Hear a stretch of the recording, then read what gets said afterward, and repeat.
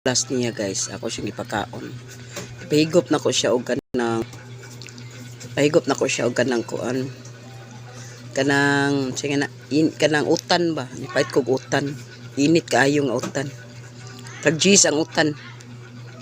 Tanawa. Ako siyang gihaplasan no, ganiha. Kay sakit lagi ko na iyang tiyan, ni Andre. Ang gihaplasan ni buol kay ko ba. Kay ang iyang gikaon gabi itlog raman. Yan ni ana man sila nga kanang kuan kun kanang anuhot ra daw. Moto akong gihaplasan guys nya. Pagkaon ako siya guys kay nagkuol bisag dili pa ni nako anak siya. Makasala masagtag dili nato na siya timanon.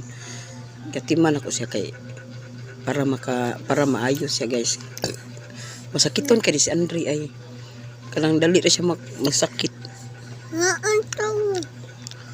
Mao ni yung anak. Chim-chim. May anak ni Chim-chim. Hapit na siya mo kasunod tuig kay mo grade 3 na siya. Dali lang ko ano. Proud kay ko kay mo grade 3 naman ni siya. Tuig. Kusog dili na siya kuan guys, mahadlok na siya nako. Kay dili man ko kanang kuan ka na ganing bibibihon nimo nya gara dili man kadang sakto ra ba kanang naisahay panggaon ako sila nga iisip ako sila anak kana sad siya ay kanang bata palanggap na ko sila tanan pero kanang sana dili ngono pero kuan ba kanang bisag pero badlungon usahay makakitag away maglagot ta kay ari diri sa ko ibuto sa tuwa. Ano siya guys?